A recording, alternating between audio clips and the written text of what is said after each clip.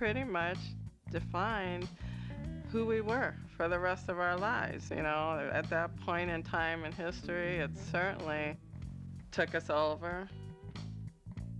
When I look back at it now, it's the most peaceful time in my life because I had a meaning, a reason for getting up every day that was clear, that was not complicated. You know, I wasn't concerned about trying to be anything else than what I was right then at that moment.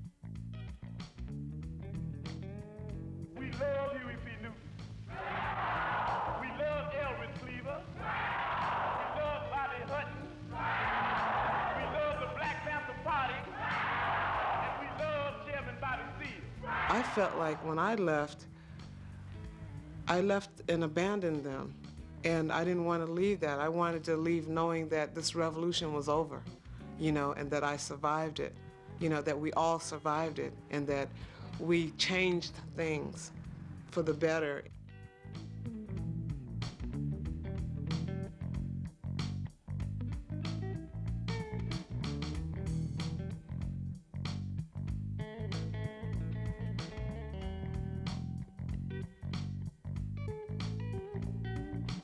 Mostly guys, but there were some women too, standing on the steps here at Sacramento Capitol with guns in their hands and black jackets and black berets, and basically telling the state legislatures that black people had a right to bear arms to defend themselves.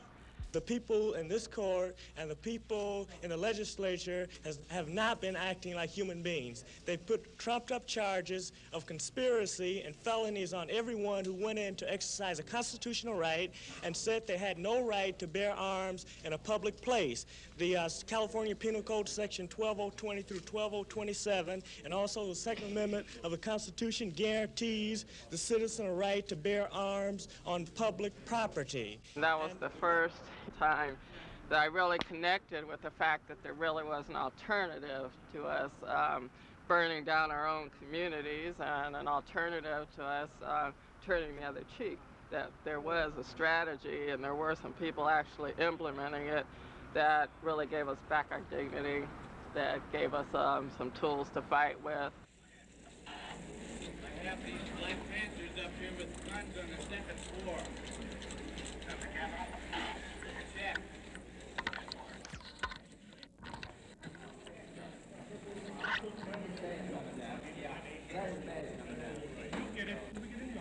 Wait a minute. Now, wait a minute. Right in the office. Wait a minute. Are we under arrest? Am I under arrest? Am I under arrest? Place him under arrest. Go ahead, brother. Am I under arrest? Am I? Take your hands off me if I'm not under arrest. Am I under arrest? I'm telling you to take your hands off me. Take your hands off me. It spoke to me. It was me. I knew that's where I was going. I didn't think of anything else. That last year was getting out of high school, getting my degree, and coming here. Here we were, the Black Panther Party, and saying that we weren't going to take not being a part of the Tree of Life, you know, anymore, and that we had as many rights as anyone else to living, you know, and enjoying life and having the things that we needed in order to survive. And that's what we were all about, being able to take care of our families and stay out of prisons and stop having, you know, our doors kicked in and questioned and stopped on the freeway, and not have anybody recognize the fact that this is real, this is what's happening to us. But the time will come when black people will rise up like a mighty storm or a hurricane.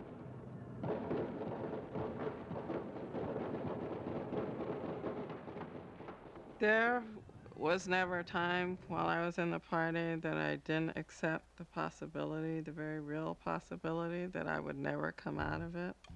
And that was okay, because I really believed in what I was doing, and I thought it would be worth it. After a while, though, I mean, you really saw it as part of a bigger picture, that this whole thing was much bigger than us. And we're not saying that the survivor programs are necessarily revolutionary, but the survivor programs are tools and institutions by which we unify our people around.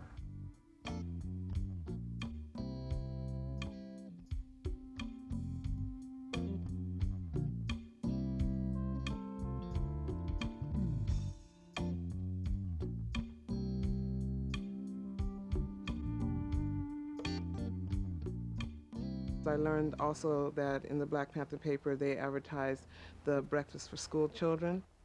It was at Sacred Heart. So I started volunteering there because it was the closest, in my community. All of it was just really inspiring because, I was being recognized and it was also helping children and families.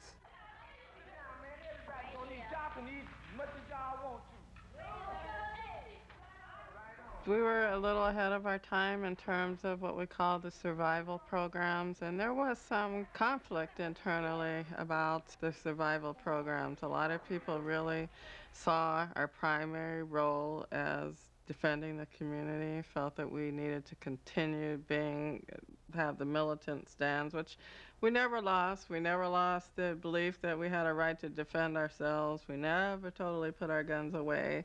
But we didn't use them as an ongoing organizing tool. We used them as a political tool early on to say we have a right not to be killed in the streets in our community. It served its purpose.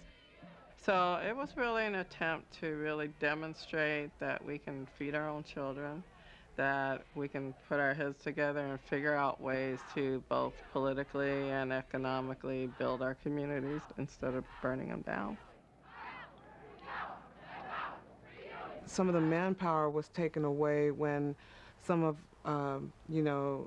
the members were arrested and taken to jail. And so that left the women to do a lot of the work, and even when they were pregnant, did a lot of stuff that women should not have been doing. That's like lifting heavy things, but, that's just how committed we were, We knew that the work, it had to be done, and we were going to do it, regardless. All of the comrade brothers were at different levels, and just like in the real world where they were in terms of how they treated women, but so were the women in terms of how feminine or masculine they wanted to be. But in general, I think it was not gender specific. Where you always had some comrade brothers that didn't feel that they should have to cook or that they should have to watch the children and that their role was to pull security or to do more of the physical work. We struggled with that one, and it basically came down to if you could physically lift the 50-pound box, then you got in the line and you lifted the box and threw it like everyone else. There was, for a while, some personalities in the party that seemed to feel that there was something revolutionary about women having to give up sex on demand. Sometimes it was based on your rank in the party, and, if you're a real revolutionary, you'll do this or you'll do that. I never really challenged my superiors. I was scared. I think a lot of us were. First of all, I think the reason why we were scared because there was guns and there was threats. You did what you were supposed to do from the top down. You don't question it.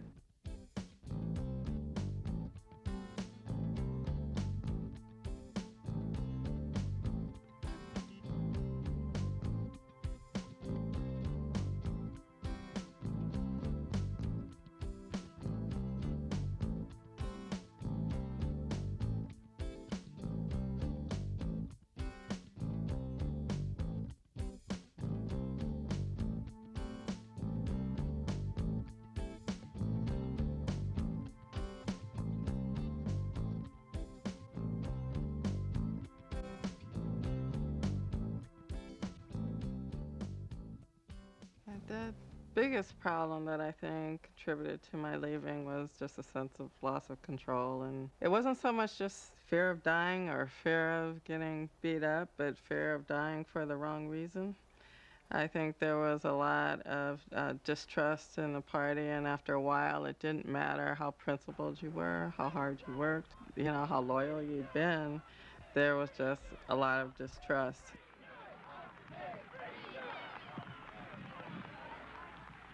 There was no avenues for rank and file members to discuss or challenge anything that was going on after a while. And when you couldn't justify, and I understood that there were real issues in terms of the finances in the party, there were real issues about the CIA But after a while, you weren't part of making any of those decisions about how we dealt with those issues. After a while, the violence seemed to be turning internally. I was more concerned watching my back for my comrades at one point than I was about the police.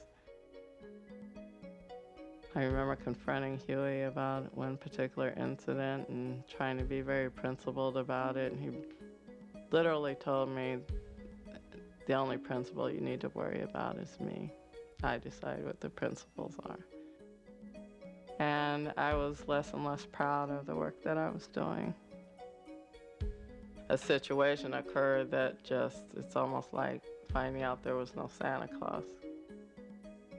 He basically became very violent, and I was beat up several times under Huey's either direct hand or by his directives. And I couldn't even imagine living outside of the party at that point. One day I was there totally all the way and committed, and things had gotten so bad, the next day I'm thinking, if I live, I'm getting out of here. It was totally irrational, and I decided I was drawing the line.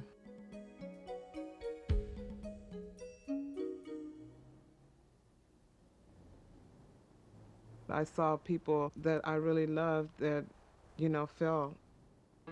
I didn't think that I was going to live through it. I was suicidal when I left. I had to regain my strength when I left the party. I mean, I didn't know where I was going. And then I thought to myself, well, where could I go? Because it was a frightening experience also, aside from a very passionate experience. Many of us went through long periods of grief when we left because it was in some ways even stronger than family. I mean, you were exposed. You were there because you wanted to be. You all had a common purpose. The people themselves were one thing, but then it was also, in a sense, this spiritual rightness with it. I mean, you became who you thought you were supposed to be. It was like having that one beacon shoot through you that said, this is what I was put on this earth to do, whether it was real or not. I have absolutely no regrets because I made the choice of being in it. And see, my grandmother was a missionary, and so I grew up in the church, and I know that a lot of my learning came from her and my mother. One thing that my grandmother says, you should always, lend a helping hand. And I want my daughter to learn that, she doesn't have to feel the way I was starting to feel, like I'm not worth anything. When I was growing up, I had to put everybody before myself. That's the way I grew up thinking. White comes before black. The foundation is there for her, and now she can choose what she wants to do. I think my children can handle it.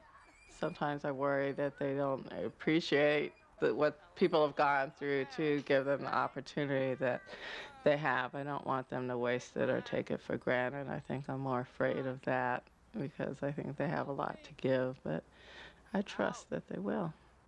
They know we're a little different because of it, and they definitely know Mom's a little different because of it. I would just want them to be who they are, and I want them to know who I was. Most of us, the majority of us, still believe the same things we believed then. We've moved on, but we're still revolutionaries. We're still Panthers.